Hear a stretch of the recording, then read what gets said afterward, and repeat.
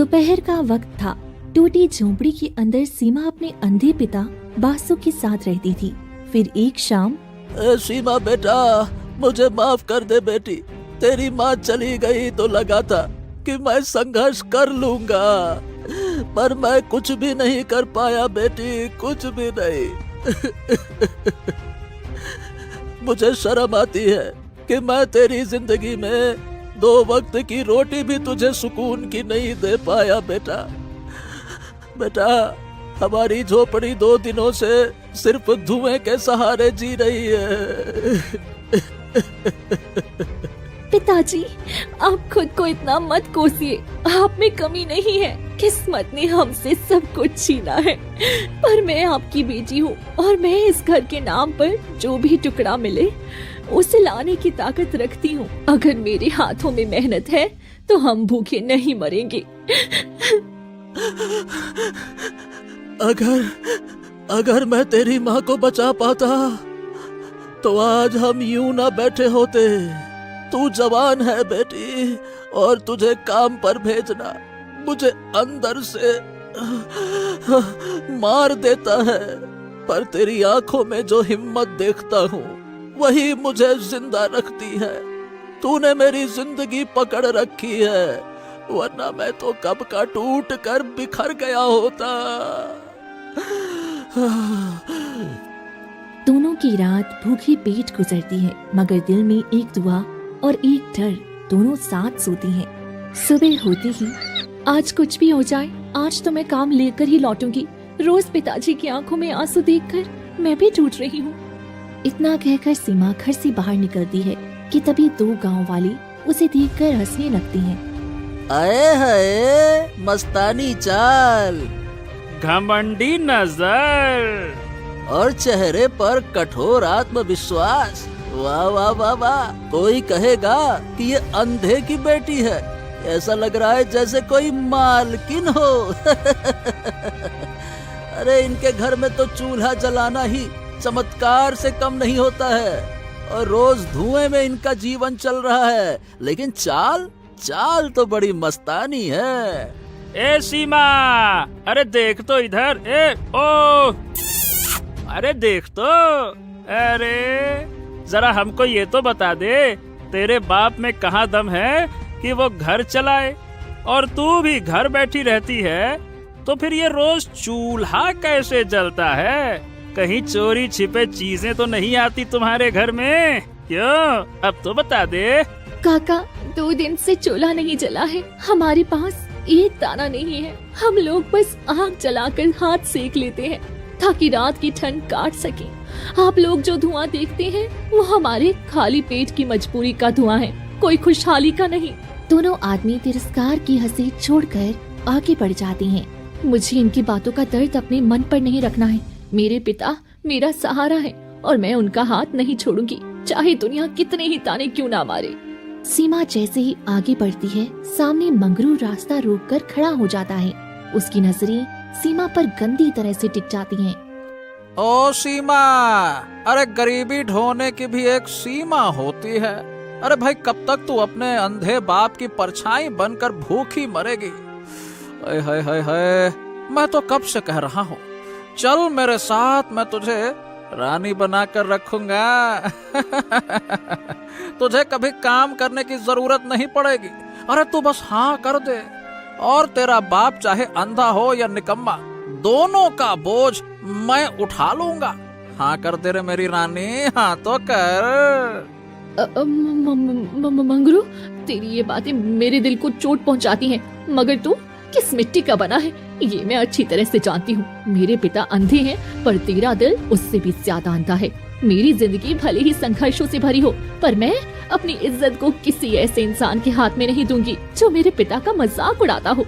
तू सोचता है मैं भिखारी हूँ? तो सुन ले, अगर मुझे जिंदगी भर कुंवारी रहना पड़े तब भी मैं तुझे नहीं अपनाऊंगी। तू जैसे इंसान से तो शादी करना दूर की बात है।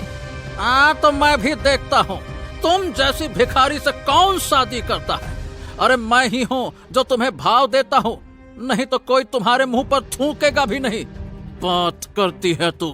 फिर मंगरू गुस्से में दांत पीसकर चला जाता है। सीमा गहरी सांस लेकर आगे बढ़ती। ठीक है सीमा, मेरे यहाँ बर्तन झाड़ू का थोड़ा काम है। अगर तू वक्त पर आती रहेगी तो मैं तुझे रख लेती हूँ, लेकिन अगर एक दिन भी लेट हुई तो समझ लेना काम से निकाल दूंगी। हाँ मालकिन, मैं हर दिन वक्त पर आऊंगी और शिकायत का कोई भी मौका नहीं दूंगी। तो ठीक है, तो आज से ही तू काम पर लग जा। सीमा उसी दिन से काम शुरू कर देती है। दिन भर मेहनत करने के बाद शाम को जैसे ही घर पहुंचती है, उसका शरीर टूटकर चूर हो जाता है। लेकिन बासु की आवाज सुनते ही उसके चेहरे पर चमक आ जाती है। सीमा बेटी, अरे बेटी तू इतनी देर से क्यों आई है? क्या तुझे कोई काम भी मिला कि नहीं? मैं पूरी दोपहर दहशत में बैठा था, कहीं तू भी मुझे छोड़कर ना चली जाए। पिताजी, मुझे काम मिल गया है। गांव की शांति मालकिन ने मुझे बर्तन झाड़ू का काम दे दिया है और आते वक्त उन्होंने हमें थोड़ा खाना भी दिया है। आप भूखे थे ना, मैं अभी निकाल कर देती हूँ। सीमा प्यार से एक बर्तन में खाना निकालती है और अपने पिता के सामने बैठ जाती है। बेटी बेटी, तू इतनी थकी हुई है, पहले कुछ खा ले, बाद में मैं खा लूंगा। मेरी चिंता मत कर, तू खा ले बेटी, खा ले। नहीं पिताजी, पहले आप खाएंगे, क्योंकि मेरी सारी ताकत आपसे है। अगर आप कमजोर पड़ गए तो मैं टूट जाऊंगी। मैं आपकी बेटी हूँ और मेरी पहली रोटी पर हक आपका है। बासु रोते हुए खाना खाता है और सीमा उसे खिलाती रहती है। दिन बीतते हैं, सीमा रोज मेहनत करती है, पर एक दिन वो थोड़ी देर से पहुंचती है। अरे सीमा, ये क्या है? तू आज इतनी लेट कैसे हो गई? मैंने कहा था कि समय पर आना, वरना काम से निकाल दूंगी। तू अपने अंधे बाप की वजह से ये सब कुछ बर्बाद कर रही है। आखिर वो आदमी है ही किस लायक? गरीबों की बेटियां सब बोझ ढोने के लिए पैदा होती हैं। अगर मेरा बस चले ना तो ऐसे निकम्मे लोग गांव से बाहर निकाल दूं। मालकिन, पिताजी की तबीयत आज अचानक बिगड़ गई थी। घर में कुछ काम भी था, इसीलिए देर हो गई। लेकिन मैं आपसे हाथ जोड़कर माफी मांगती हूँ। मुझे काम से मत निकालिए। मेरा घर, मेरे पिता सब मेरे इसी काम पर टिके हैं। सीमा, तेरे जैसा रंग और तेरी जैसी गरीबी किसी के घर में बदनसीबी बनकर ही आती है। जब तेरे बाप को खुद की रोटी नहीं दिखती थी तो औलाद पैदा करने की जरूरत ही क्या थी? अब खुद तो मर रहा है और तुझे भी मरवा रही है, बर्तन रगड़वा कर। अंधा बाप और भूखी बेटी, इससे ज्यादा शर्म और क्या होगी तेरी जिंदगी में? सीमा कुछ नहीं कहती है और काम पे लग जाती है। दिन भर काम करके सीमा घर लौट रही थी, तभी दो गांव वाले आपस में बात करती हैं। अरे बालचंद, तूने सुना नहीं? गांव भर में आज एक अजीब खबर फैली है। लोग कह रहे हैं कि जंगल के बिल्कुल अंदर इतना खजाना दबा हुआ है कि किसी की भी जिंदगी पलट कर रख दे। पर कोई उसका राज आज तक खोल नहीं पाया है। हाँ, सही कह रहा है रे मनोहर, सुना तो मैंने भी है। और पता है, लोग कहते हैं कि उस खजाने की रखवाली कोई इंसान नहीं बल्कि कोई अदृश्य शक्ति करती है। अरे जो भी उसके अंदर गया है वो कभी वापस नहीं आया। मैं तो वहाँ कदम रखने की भी हिम्मत नहीं जुटा पाऊंगा। अरे भाई, मेरी जान प्यारी है मुझे, मैं नहीं जाने वाला वहाँ। हाँ। सीमा ये सब सुन लेती है। गांव वाले बिना कितनी जल्दी डर जाते हैं। अगर कोई खजाना होता तो सबसे पहले राजा उसे ले जाता। राजा के सिपाही इतने बेवकूफ थोड़ी हैं, हर बात पर चमत्कार समझ लेती हैं। ये सब उनकी ही बनाई हुई कहानियाँ हैं। फिर सीमा घर आ जाती है। अरे बेटी, तू बड़ी परेशान लग रही है। क्या काम में आज कुछ हुआ क्या? या फिर गांव वाले तुझे फिर से ताने मारते रहे? कुछ बोलती नहीं। अरे मुझे बताती क्यों नहीं? तेरे हाव भाव से ठीक नहीं लग रहा है कुछ। देख बेटा, मैं देख तो नहीं सकता, लेकिन तेरी भावनाएं, तेरे एहसास को महसूस कर सकता हूँ बेटा। कुछ नहीं पिताजी, बस थोड़ा काम ज्यादा था। फिर सीमा रसोई में जाती है और अचानक उसे खजाने वाली बात याद आती है। पिताजी, एक बात बताऊं, आज दो गांव वाले जंगल में छिपे खजाने की बात कर रहे थे। कह रहे थे कि कोई रहस्य है जिसे कोई नहीं खोल पाया, और अगर वो मिल गया तो जिंदगी बदल जाएगी। पिताजी, गांव के लोग भी ना कितनी जल्दी बातों को सच मान लेते हैं। बासु ये सुनकर सहम जाता है। नहीं नहीं नहीं नहीं नहीं नहीं, ये राज फिर से कैसे खुल गया? ये गांव के लिए बिल्कुल अच्छा नहीं है। ये बात उठने का मतलब है कि वो शक्ति भी जाग जाएगी। किस्मत फिर से कुछ भयानक करवाने वाली है। बेटा मुझे डर है कि अब कुछ होने वाला है बेटा, कुछ भयानक होने वाला है। पिताजी ऐसा कुछ नहीं होगा। फिर दोनों खाना खाकर सो जाते हैं और आधी रात होते ही बासु को एक सपना आता है। बासु, सुन ले मेरी बात, तेरी बेटी की जान अब खतरे में है। अगर उसे बचाना चाहता है तो उसे कल घर से बाहर मत निकलने देना। तभी बासु चीख कर उठ जाता है। हे भगवान, ये कैसी चेतावनी थी। मैं सीमा को कैसे रोकूं? वो मेरी बात नहीं मानेगी। पर मैं उसे खो नहीं सकता। मुझे किसी भी तरह से उसे बचाना ही होगा। हाँ। फिर सुबह होते ही सीमा काम के लिए जाने लगती है। बेटी देख, मेरी बात सुन। आज तू कहीं नहीं जाएगी। बेटा मैंने रात में एक बहुत बुरा सपना देखा। मुझे डर लग रहा है। बेटा तू मत जा, मेरी बात मान जा बेटा, तू मत जा। पिताजी, सपने से पेट नहीं भरता है और भूखे रखकर मैं आपको रोता हुआ नहीं देख सकती हूँ। कल देर हुई थी तो मालकिन ने मुझे बहुत सुनाया था। अगर आज नहीं गई तो वो मुझ पर चिल्लाएंगी। मुझे जाना ही पड़ेगा। इतना कहकर सीमा घर से निकल जाती है। तभी उसे एक डरावनी आवाज सुनाई पड़ती है। ये कैसी आवाज थी? कौन पुकार रहा है मुझे? मुझे ऐसा क्यों लग रहा है कि कोई मेरे पीछे कर रहा है, लेकिन पीछे तो कोई नहीं है। हे भगवान, ये क्या हो रहा है? फिर सीमा घबराती हुई शांति के पास जाती है। अरे बहुत जल्दी आ गई तो आज। चल जल्दी काम शुरू कर, मैं सब्जी लेने बाजार जा रही हूँ। सब साफ चमकते दिखना चाहिए जब तक मैं लौटूंगी। सुना तूने? जी मैं सारे काम अच्छे से कर दूंगी मालकिन। फिर शांति चली जाती है। सीमा काम में लग जाती है। तभी थोड़ी देर बाद घर में आहट सुनाई देती है।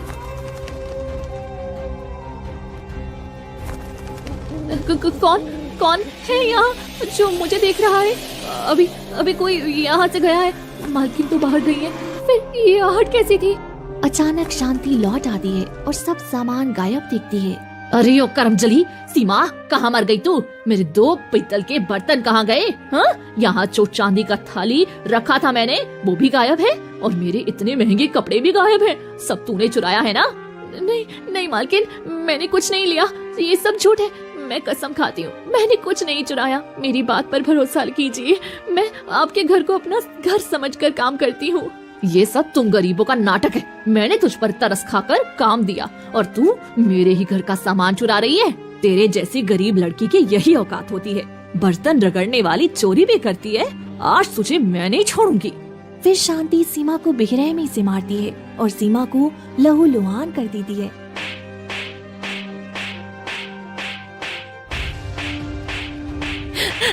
मालकिन, मुझे छोड़ दीजिए भगवान के लिए। मैंने कुछ नहीं किया है।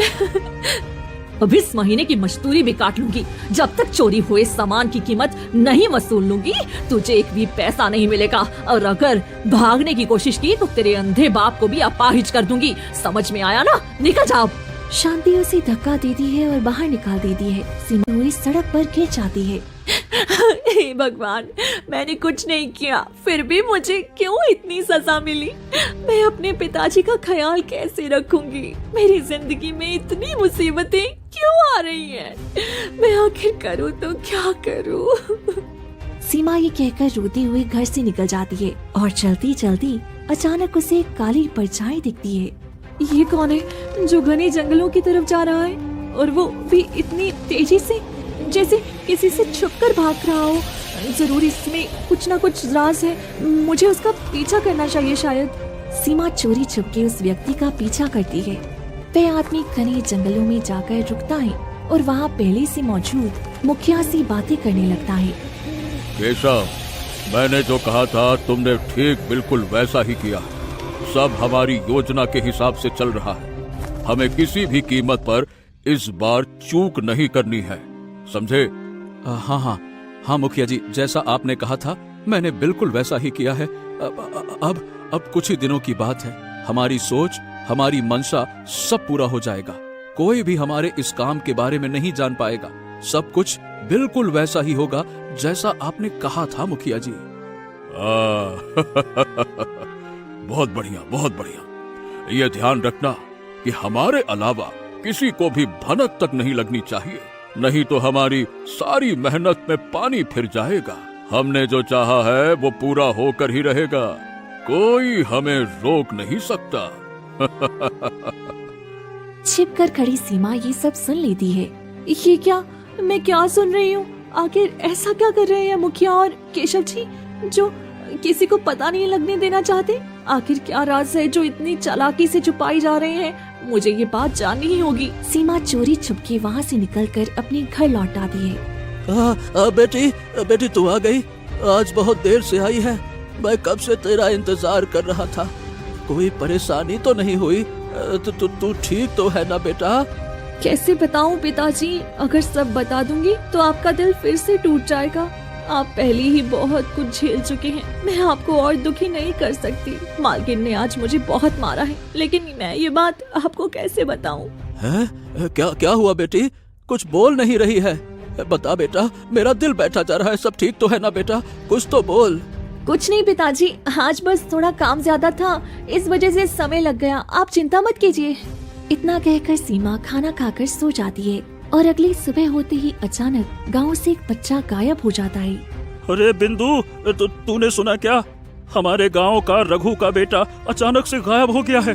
लोग कह रहे हैं कि वो घर पर ही था, लेकिन पता नहीं कब और कैसे वो गायब हो गया। पूरा गांव दहशत में है। तभी केशव वहाँ आकर बात को हवा देता है। ये सब कुछ इस अंधे की बेटी सीमा का काम है। उसी ने बच्चे को गायब किया है ताकि वो उसे बेचकर अपने अंधे बाप का इलाज करा सके। ये अपने बाप को ठीक करने के लिए कुछ भी कर सकती है और ये यही कर रही है।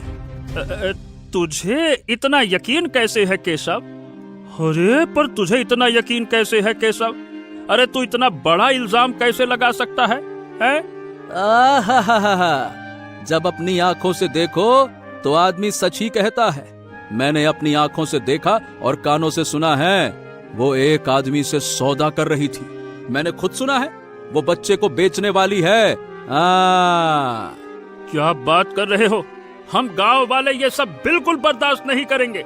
चलो सब लोग चलो, उस अंधे और उसकी बिटिया को सबक सिखाते हैं। चलो। गांव वाले गुस्से में सीमा के पास पहुंचते हैं। आप लोग यहाँ क्यों आए? क्या हुआ है? अरे तुम्हारी हिम्मत कैसे हुई गांव के बच्चों को गायब करने की? अपने बाप का इलाज करवाने के लिए ही तुमने सब कुछ किया है ना? क्यों? बोलो बोलो। अब हम तुम्हें बिल्कुल नहीं छोड़ने वाले। देखो गांव वालों, इसने ही ये सब कुछ किया है। देखो इसकी शक्ल, इसका कुछ ना बोलना ही इस बात का सबूत है। आप लोग मेरी बात क्यों नहीं सुनते? मैंने ऐसा कुछ नहीं किया है। इस सब के पीछे केशव ही है। वो कुछ छुपकर कर रहा है और मुखिया के साथ मिला हुआ है। आप लोग क्यों नहीं समझ रहे? तभी मुखिया भी आ जाता है। अरे एक मामूली सी लड़की मेरे ऊपर उंगली उठाती है। तेरे जैसे को मैं अभी सबक सिखाता हूँ। तू और तेरे बाप को मैं इस गांव से उखाड़ कर फेंक दूंगा। रुक जा। गांव वाले सीमा की तरफ दौड़ती हैं और सीमा डर कर वहाँ से भाग जाती है। भागते भागते घने जंगलों में वे पहुँच जाती है। हे भगवान, मैं इतने घने जंगलों में कैसे आ गई? मैं यहाँ से वापस कैसे जाऊंगी? गांव वाले मेरी जान के पीछे क्यों पड़े हैं? मैंने ऐसा क्या कर दिया है? मैं तो पूरी तरह से अकेली पड़ गई हूँ। तभी अचानक उसी कुएं की तरफ से एक बच्चे की आवाज आती है। बचाओ बचाओ, कोई है, मुझे बचाओ। इतने घने जंगल में बच्चे की आवाज कैसे आ सकती है? मुझे ये जानना होगा, शायद कोई खतरे में है। सीमा आवाज की दिशा में जाती है और एक सूखे कुएं के पास पहुंच जाती है। ये सूखा कुआं, यहाँ से आवाज कैसे आ रही है? अंदर जाकर देखना होगा, शायद बच्चा सचमुच फंस गया हो। सीमा कुएं में कूद जाती और वहाँ का दृश्य देखकर दंग रह जाती है। चारों तरफ खजाना और चोरी किए हुए सामान बिखरे पड़े होते हैं। ये क्या, इतने सारे गांव के चोरी किए हुए सामान यहाँ पड़े हैं। ये तो मालकिन की चांदी की थाली है। ये पीतल के मोर भी हैं। यानी कोई गांव से सब चुरा कर यहाँ छुपाता है। लेकिन कौन और क्यों ऐसा करेगा? मुझे इसका पता लगाना होगा। तभी एक कोने में एक बच्चा रोता हुआ दिखाई देता है। सीमा जल्दी से बच्चे के पास जाती है। बेटा चुप हो जाओ, डरो मत, मैं हूँ। तुम कैसे आए? हाँ, यहाँ किसने लाया है तुम्हें? हाँ? दीदी मुझे नहीं पता, मुझे किसी ने आंख बंद करके यहाँ फेंक दिया था। मैं बहुत डर गया हूँ। दीदी मैं बाहर जाना चाहता हूँ, मुझे माँ की बहुत याद आ रही है, मुझे यहाँ से बाहर ले चलो ना। डरो मत बेटा, मैं तुम्हें यहाँ से निकालूंगी, तुम्हें ले जाऊंगी सुरक्षित। तुमने कितने लोगों को देखा था? 3 लोग थे दीदी, और वे हमारे ही गांव के थे, लेकिन मैं पहचान नहीं पाया, लेकिन उसकी आवाज सुनूंगा तो पहचान लूंगा। इतने में ही कदमों की आहट सुनाई देती है। ये कदमों की आवाज कैसी है? कोई यहाँ है, मुझे जाकर देखना चाहिए। सीमा सुरंग से निकलकर जंगल की दूसरी ओर पहुंच जाती है, जहाँ मुखिया और केशव बात कर रही थी। जैसा मैंने सोचा था वैसा ही हुआ। पूरा गांव सीमा पर शक कर रहा है। अब हमारे लिए कोई खतरा नहीं रहा, सब हमारे कब्जे में है। अब जो जंगल का खजाना है वो अब हमारा ही होगा, और इसका सारा इल्जाम उस अंधे की बेटी सीमा पर आ जाएगा। हाँ, बिल्कुल सही कहा मुखिया जी। जंगल का खजाना भी हमारा, और गांव का सब चोरी किया हुआ सामान भी हमारा, और सारा का सारा इल्जाम सीमा और उसके अंधे बाप पर जाएगा। बस हमारे रास्ते में अब कोई नहीं आएगा, अब आएगा असली मजा। लेकिन मुखिया जी, हमने उस बच्चे को जो अगवा किया था उसका क्या करेंगे? अरे तू भी ना, सुन, इतनी चिंता क्यों करता है? गांव वाले जैसे ही सीमा और उसके पिता को मार कर भगाएंगे, फिर उस बच्चे को हम ही गांव में ले जाकर कह देंगे, देखो हम हैं इस गांव के हीरो, हमने बचा लिया इस बच्चे को। समझा? इसको कहते हैं एक तीर 2 निशाना। आहा! अरे वाह वाह वाह वाह वाह, ये तो बहुत ही अच्छा तरीका निकाला है मुखिया जी आपने। ये सब सीमा सुन लेती है, तो ये सब इन दोनों की चाल थी। मुझे गांव वालों को बताकर इनका सच साबित करना होगा। पहले मुझे बच्चे को लेकर वापस जाना होगा। मुखिया और केशव वहाँ से चले जाते हैं, और सीमा सुरंग से वापस कुएं में लौटकर बच्चे को उठाती है। दीदी आप कहाँ चली गई थी? मुझे बहुत डर लग रहा था, मुझे छोड़कर मत जाइए, मैं भी आपके साथ चलूंगा। डरो मत बेटा, मैं तुम्हें कभी नहीं छोड़ूंगी। चलो अब हम घर चलते हैं, सब ठीक हो जाएगा। सीमा चोरी छुपके बच्ची को लेकर गांव लौटती है, लेकिन केशव उसे देख लेता है। फिर वो जोर से चिल्लाता है, अरे ये यहाँ कैसे आ गई? और ये बच्चा इसके पास कैसे है? हे भगवान, अब तो हमारा पूरा भांडा फूट जाएगा। क्या करें क्या करें क्या करें? सुनो सुनो सभी गांव वालों, इस लड़की को देखो, ये वही बच्चा है जिसे ये चुरा कर ले जा रही थी। देखो। सभी गांव वाले आ जाते हैं। देखो देखो, हम सही कह रहे थे, ये बच्चा इसी के पास है। चलो इसको पकड़ो और मारो इसको, मारो। रुको, मारो। मेरी बात सुनो आप लोग, मैंने इसे नहीं चुराया, मैंने अपनी जान पर खेलकर इस बच्चे को बचाया है। मैं सच बोल रही हूँ, ये सब मुखिया और केशव की चाल है। नहीं नहीं नहीं नहीं, हम तेरी एक नहीं सुनने वाले, आज तो तेरी खाल उधेड़ देंगे। रुक जा। इसी बीच बादशु भी बाहर आ जाता है। अरे अरे रुक जाओ, मेरी बेटी कहाँ है? मेरी बेटी सीमा, मेरी बच्ची, मुझको आवाज दे। बेटा कहाँ है तू? पिताजी देखिए, गांव वाले मुझ पर इल्जाम लगा रहे हैं, जबकि ये सब मुखिया और केशव की चाल है। इन्होंने गांव के बच्चे को गायब किया और चोरी किया, सामान भी ले गए और हमें फंसाना चाहते हैं। मुखिया, मुझे पता था कि तू ही है इसके पीछे। तू हमेशा से हमारा फायदा उठाता रहा है। चुप हो जा अंधे कहीं के। तुम लोग मुझ पर इल्जाम लगा रहे हो, मुझ पर? अरे मैं तुम दोनों को अभी गांव से निकाल दूंगा। तभी बच्चा आगे आता है। चुप हो जाइए आप लोग, मैं सच बताऊंगा। मेरी आंख बंद की गई थी और मुझे अगवा करने वाला कोई और नहीं बल्कि केशव काका ही थे। दीदी सच बोल रही है। अरे अरे बेटा, ए बेटा, तुझको गलत फहमी हुई है। बेटा तू सही सलामत है ना, ठीक तो है ना? इस सीमा ने तुझे कुछ किया तो नहीं ना? बेटा मैं कैसे अगवा करता हूँ, है ना? ऐसा नहीं बोलते, सबको सच सच बता दे, झूठ मत बोल। ये बता दे कि सीमा तुझको कैसे उठा कर लेकर गई थी, बता बेटा, बता दे। नहीं, मैं झूठ नहीं बोल रहा। आपकी ही आवाज थी जब आपने मुझे उठाया था, और इस मुखिया की भी, दोनों की मिलकर ये साजिश थी। दोनों ने मिलकर ये काम किया था। गांव वाले दंग रह जाते हैं। ये क्या, तो ये चक्कर है। सब कुछ सुन लिया हमने। बच्चा खुद ही कह रहा है तो वो सच कह रहा होगा। हम तो इन दोनों पर भरोसा करके अंधे बने रहे, और ये दोनों हमारी पीठ पीछे अलगई खेल खेल रहे थे। मुखिया, तूने गांव की इज्जत मिट्टी में मिला दी। हमने तुझे नेता समझकर सम्मान दिया, और तूने उसी सम्मान में जहर मिला दिया। तूने बच्चे तक को नहीं छोड़ा। कैसा इंसान है रे तू? अब तुझे जवाब देना होगा। हम चुप नहीं बैठने वाले। आज तू अपने पापों से बच नहीं पाएगा। हाँ, ऊंची आवाज में बात करके तुम सब मुझे डरा नहीं सकते। मैं इस गांव का मुखिया हूँ, मुखिया, और तुम सब मेरी उंगली पर नाचते हो। क्यों रे सीमा, तू क्या सोचती है कि एक लड़के की बात पर मैं गिर जाऊंगा? तुम सब मेरे सामने कुछ नहीं हो, कोई मेरा कुछ नहीं बिगाड़ सकता।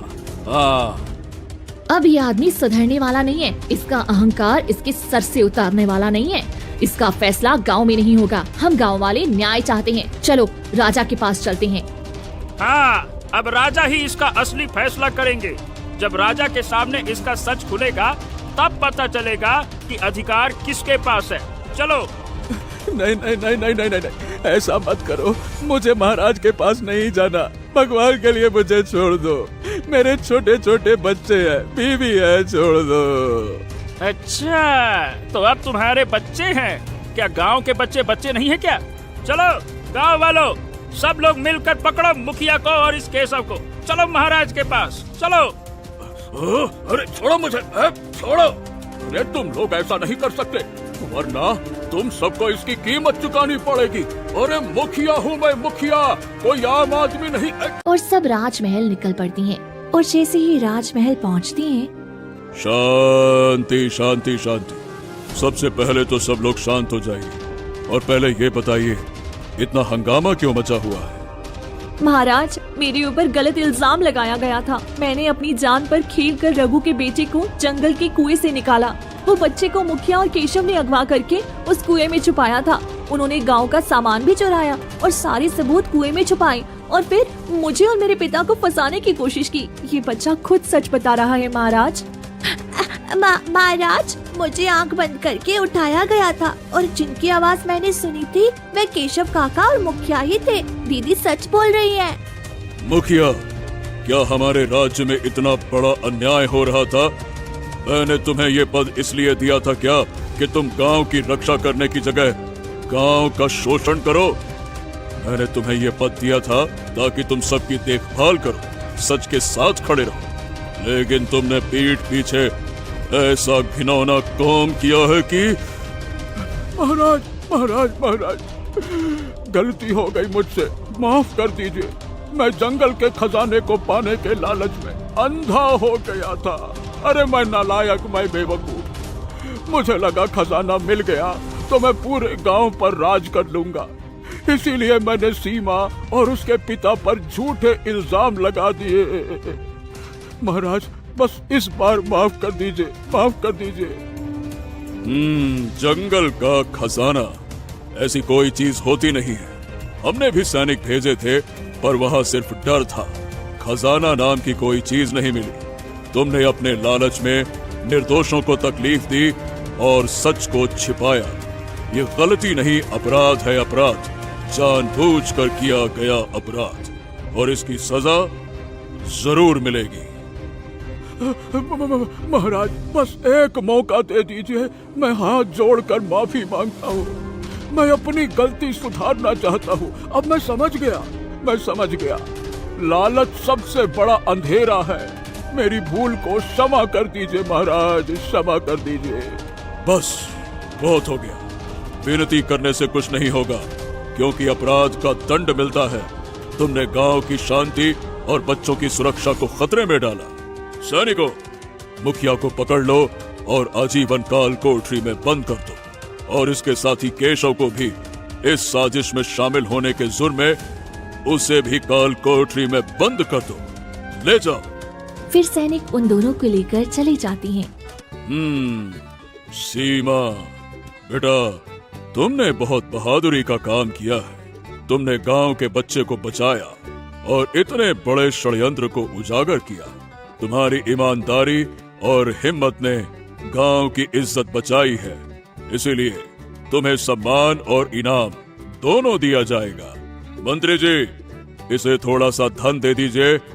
और सीमा, तुम्हारे जैसी ईमानदार लड़की हमारे महल में होनी चाहिए। मैं तुम्हें आज से राजकुमारी की देखभाल का काम देता हूँ। आपका बहुत बहुत धन्यवाद। मैं गरीब हूँ, लेकिन मेहनत और ईमानदारी करना जानती हूँ। आपने मुझ पर विश्वास किया, मैं इसे कभी नहीं टूटने दूंगी। मैं राजकुमारी की सेवा पूरे मन से करूंगी महाराज। फिर सभी गांव आ जाते हैं। सीमा, हमें माफ कर दो। हमने तुम्हें गलत समझा। हमने सच जाने बिना तुम पर इल्जाम लगाए और तुम्हारा मजाक उड़ाया। हमें माफ कर दो। गरीब होना पाप नहीं है, लेकिन नजरिया पाप बन जाता है। आप लोगों ने मुझे हमेशा गलत समझा, पर मैं किसी से शिकायत नहीं करती। सच देर से भी आए तो मन को सुकून देता है। बेटी बेटी, तूने मेरा सर गर्व से ऊंचा कर दिया। लोग कहते थे लड़कियां कमजोर होती हैं, पर तूने साबित कर दिया सच्चाई और हिम्मत इंसान को बड़ा बनाती है। शाबाश बेटा, शाबाश। उस दिन के बाद सीमा अपने पिता के साथ खुशी खुशी जीवन बिताने लगती है।